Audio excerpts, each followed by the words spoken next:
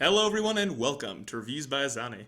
This isn't the Azani analysis, mostly because I had to go on hiatus due to actually having a life, and B, because I felt like tossing out a welcome change from talking about Legos all the time. When it comes to Brave New World, patience is everything. Sort of like dealing with your 80-year-old grandma. If you wait through the musings on rug hooking, Reagan, and taxes, eventually she'll give you a few pieces of extra valuable wisdom. Aside from knowing that half the book is prelude, what else is there to know about Brave New World?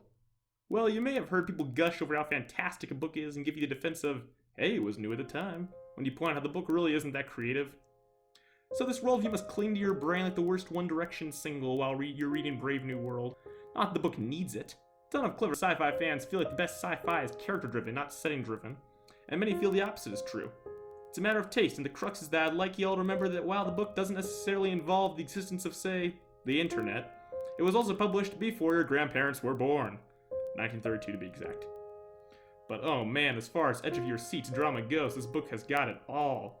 Taking place in a vaguely post-apocalyptic Britain that takes place so far in the future, at least as far as most sci-fi today goes, that the author was probably like, screw it, no humans are going to be around to tell me that I was wrong no matter what. The novel postulates the growth of consumerism, with the back then fairly recent Industrial Revolution would lead to its logical extreme. Society would be structured on consumption, and everyone would have no freaking choice. Among these consumerist hobbies are quickie sex and hallucinogenic drugs, and the extent of diversity in the workplace is a couple of epsilon semi-morons that act as porters. All humans are genetically modified, addicted to a patchwork horror movie drug that's a cross between morphine and LSD, left to die at 60, and turned into fertilizer for gardens that probably looked a hell of a lot more beautiful before I said that. If this sounds more like an episode of Treehouse of Horror than a critically acclaimed novel, then well, you aren't per se wrong. Many from Margaret Atwood to the entire country of Ireland have suggested that Brave New World is the author's corny fantasy of what a dystopia would be like for a rich kid like him. Or worse. Many school districts have banned the book, and among these, the rationales aren't usually, the book improved the standing of black people, like Huckleberry Finn. It's more like the opposite. The book is kinda racist. I mean, all the epsilons are like non-white. What?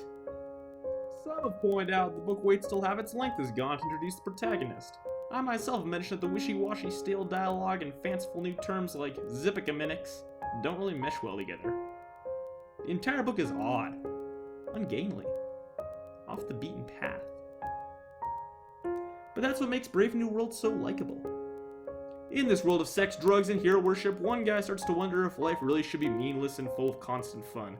He's Bernard Marx, a well-to-do member of society who is nonetheless kind of pissed off because he's losing opportunities to the opposite sex all the time due to his height and likely his doomed sense of pride that he tries to force on everyone. Even with his occasional sex partner Lenina, because there's no monogamy in this Brave New World, it's tough to see anything but his bone-crushing negativity. He's the opposite of everything in 26th century London. We as readers see that as pretty badass. Until we realize why. So one of the first scenes in the book when we start to see what Bernard, who is by the way the premier psychologist in London, would look like if he was, say, your boyfriend, we are privy to a back and forth between him and Lenina. Now Lenina is quite busy flirting with Bernard, who is, unbeknownst to her, way too miserable to care. And Lena's using some brave new slang. She's been told she's pretty hardcore pneumatic. Apparently a term for being voluptuous and sexy. So she asks Bernard, is it possible that I'm too pneumatic? Which, by the way, is a fantastic joke on the author's part, because what else does pneumatic mean? Full of hot air. Dumb. Bernard, meanwhile, is in rapture by how freaking stupid Lenina is. He's over there thinking, she's just a piece of meat, a tradable piece of meat, and she thinks of herself as a piece of meat. So not only do we now know that Bernard is a shallow, prideful loser, he's also a sexist pig. Not so good, Bernard. Along the way we meet Helmholtz, a struggling, creatively stilted writer who at least has a really sweet pen name, and Thomas, the London director of Hatcheries and Conditioning. It's never stated as to whether or not he's the director, or just the regional one, but it seems likely to me that he would be the world director of Hatcheries and Conditioning. Regardless, this guy's painted as a jerk by Bernard, but really just seems to be a hardworking guy doing his job. I mean, Bernard, come on, for crying out loud, you're a high-up medical professional and you've acted like a real jerk, even if you occasionally echo the audience on some things. I mean, Bernard, come on, for crying out loud. You're a high-up medical professional and you've been acting like a real jerk, even if you occasionally echo the audience on some things. And Thomas just wants to transfer you? Not fire you. Not exile you. But transfer you? So this would be like being the head of a cash cow division at your job and then being switched to run a smaller division? What would you do? Would you wipe it off and redouble your efforts, or would you kidnap a naive child and use him as a bludgeoning tool to blackmail your boss? Okay, guess what Bernard does next.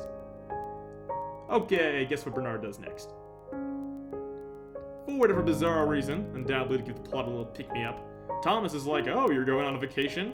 I left a woman in this deserted wilderness in the exact town where you're headed. This is directly after he informs Bernard that he might get transferred. One strike for Thomas. When he ends up there, he finds her kid, a nice, self-flagellating chap named John, who ends up being the real protagonist here. Especially after Bernard subtly manipulates him to come to London and be his creepy show-and-tell toy. Okay, so a lot transpires after that in the book, but what you really need to know is that it culminates in a not-so-epic but, hey, pretty thought-provoking face-off between John, curious outsider, and Mustafa Mond, calculating mastermind behind the world state. Okay, tell me that you don't imagine this guy with a big curly mustache. So, John's as emotional as it gets, begging to know all the answers and moping over each one. But the thing is, this fits. I mean, Helmholtz is calm and cool because he isn't used to showing emotion. Bernard is nuts because, man, what the hell is wrong with you now, Bernard? And John is emotional because one bit of apathy is his enemy. He wants to feel and have feelings, and is doomed struggle to reconcile the brave new world in which he now lives and the real visceral world from which he grew up. It's a tragedy, and if you know how the book ends, you know why. If that is enough reason to like Brave New World, keep in mind this is the second dystopian novel ever published. If that is enough reason to like Brave New World, keep in mind this was the second dystopian novel ever published. We, The One Takes the Mantle of First, was published in 1924. Before The Hunger Games, before The Handmaid's Tale, heck, even before 1984, there was Brave New World. Alright, it's been freaking amazing talking to you all about Brave New World, and hey, if you want to subscribe to the channel, that wouldn't really hurt, right? This is Azani, signing out.